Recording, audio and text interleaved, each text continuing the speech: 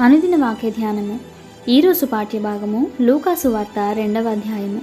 ఆ దినములలో సర్వలోకమునకు ప్రజాసంఖ్య వ్రాయవలనని కైసరు ఔగుస్తు వలన ఆజ్ఞాయను. ఇది కురేనియు సిరియా దేశమునకు అధిపతి అయి ఉన్నప్పుడు జరిగిన మొదటి ప్రజాసంఖ్య.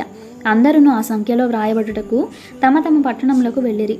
యోసేపు దావీదు వంశములోను గోత్రములోను పుట్టినవాడు గనుక తనకు భార్యగా ప్రదానము చేయబడి గర్భవతి అయి ఉండిన మరియతో కూడా ఆ సంఖ్యలో రాయబడుటకు గలిలయలోని నజరేతు నుండి యూదయలోని బెత్లెహేము అనబడిన దావీదు ఊరికి వెళ్ళెను.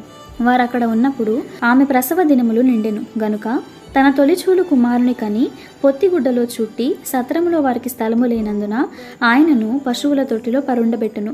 ఆ దేశంలో కొందరు గొర్రెల కాపరులు పొలములో ఉండి రాత్రివేళ తమ మందను కాచుకొనుచుండగా ప్రభుదూత వారి యొద్దకు వచ్చి నిలిచెను. ప్రభు మహిమ వారి చుట్టూ ప్రకాశించినందున వారు మిక్కిలి భయపడిరి.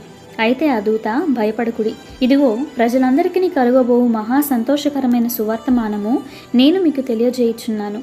దావీదు పట్టణమందు నేడు రక్షకుడు మీ కొరకు పుట్టి ఉన్నాడు. ఈయన ప్రభువైన క్రీస్తు. దానికి ఇదే మీ కానవాలు. ఒక శిశువు పొత్తిగుడ్డలతో చుట్టబడి ఒక తొట్టిలో పండుకొని ఉండుట మీరు చూచెదరని వారితో చెప్పెను.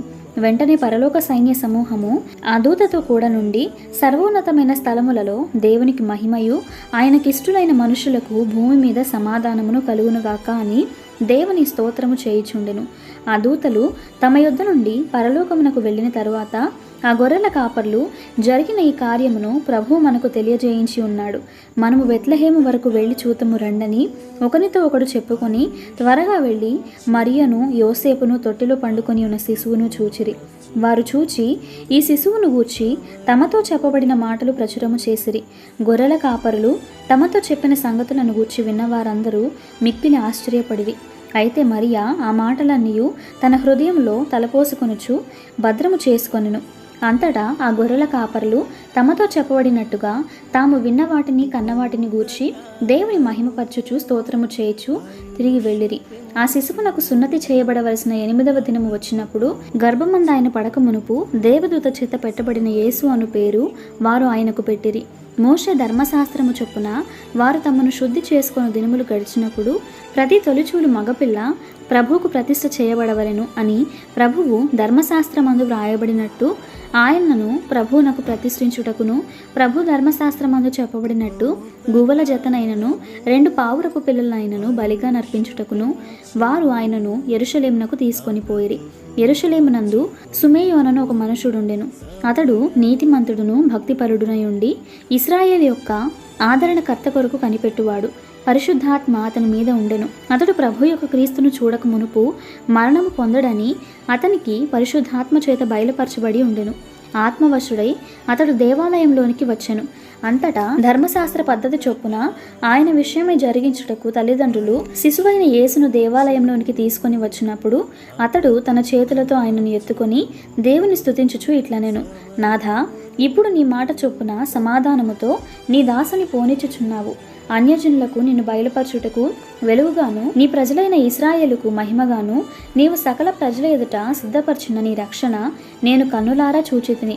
యోసేపును ఆయన తల్లియు ఆయనను గూర్చి చెప్పబడిన మాటలు విని ఆశ్చర్యపడిరి. సుమేయోను వారిని దీవించి, ఇదిగో అనేక హృదయాలోచనలు బయలుపడినట్లు ఇశ్రాయేలులో అనేకులు పడుటకును తిరిగి లేచుటకును వివాదాస్పదమైన గురుతుగా ఈయన నియమింపబడి ఉన్నాడు. మరియు నీ హృదయంలోనికి ఒక ఖడ్గము దూసుకొని పోవునని ఆయన తల్లి అయిన మరియతో చెప్పెను. మరియు ఆషేరు గోత్రికురాలును పనూయేలు కుమార్తెయునైన అన్నా అను ఒక ప్రవక్తి ఉండెను. ఆమె కన్యత్వం మొదలుకొని 7 ఏండ్లు పెనిమిటితో సంసారము చేసి బహుకాలము గడిచినదై 84 సంవత్సరములు విధవరాలై ఉండి దేవాలయము విడువక ఉపవాస ప్రార్థనలతో రేయింబగళ్ళు సేవ చేయుచుండెను. ఆమె కూడా ఆ గడియలోనే లోపలికి వచ్చి దేవుని కొనియాడి యెరూషలేములో విమోచన కొరకు కనిపెట్టుచున్న వారందరితో ఆయనను గూర్చి మాట్లాడుచుండెను. అంతటా వారు ప్రభు ధర్మశాస్త్రము చొప్పున సమస్తము తీర్చిన పిమ్మట గలిలయలోని నజరేతును తమ ఊరికి తిరిగి వెళ్ళిరి. బాలుడు జ్ఞానంతో నిండుకొనుచు ఎదిగి బలము పొందుచుండెను. దేవుని దయ ఆయన మీద నుండెను. పస్కా పండుగప్పుడు ఆయన తల్లిదండ్రులు ఏటేటా యెరూషలేమునకు వెళ్ళుచుండువారు. ఆయన 12 ఏళ్ల గలవాడై ఉన్నప్పుడు ఆ పండుగను ఆచరించుటకై వాడుక చొప్పున వారు యెరూషలేమునకు వెళ్ళిరి. ఆ దినములు తీరిన తరువాత వారు తిరిగి వెళ్ళుచుండగా బాలుడైన యేసు యెరూషలేములో నిలిచెను. ఆయన తల్లిదండ్రులు ఆ సంగతి ఎరుగక ఆయన సమూహంలో ఉన్నాడని తలంచి ఒక దిన ప్రయాణము సాగిపోయి తమ బంధువులలోనూ నెలవైన వారిలోనూ ఆయనను వెదకుచుండిరి. ఆయన కనబడినందున ఆయనను వెదకుచు యెరూషలేమునకు తిరిగి వచ్చిరి. 3 దినములైన తరువాత ఆయన దేవాలయంలో బోధకుల మధ్య కూర్చుండి వారి మాటలను ఆలకించుచు వారిని ప్రశ్నలు అడుగుచూ ఉండగా చూచిరి. ఆయన మాటలు విన్నవారందరూ ఆయన ప్రజ్ఞకును ప్రత్యుత్తరమునకును విస్మయముందిరి. ఆయన తల్లిదండ్రులు ఆయనను చూచి మిక్కిలి ఆశ్చర్యపడిరి. ఆయన తల్లి, కుమారుడా, మమ్మను ఎందుకు ఇలాగు చేసితివి? ఇదిగో నీ తండ్రియు నేనును దుఃఖపడుచు నిన్ను వెదుకుచుంటిమని ఆయనతో చెప్పగా ఆయన, మీరేలా నన్ను వెదుకుచుంటిరి? నేను నా తండ్రి పనుల మీద నుండవలనని మీరెరుగరా అని వారితో చెప్పెను. అయితే ఆయన తమతో చెప్పిన మాట వారు గ్రహింపలేదు. అంతటా ఆయన వారితో కూడా బయలుదేరి నజరేతునకు వచ్చి వారికి లోబడి ఉండెను. ఆయన తల్లి ఈ సంగతులన్నిటినీ తన హృదయంలో భద్రం చేసుకొనెను. యేసు జ్ఞానమందును వయస్సునందును దేవుని దయయందును మనుషుల దయయందును వర్ధిల్లుచుండెను. ఇంతటితో ఈ దిన పాఠ్యభాగము సమాప్తము.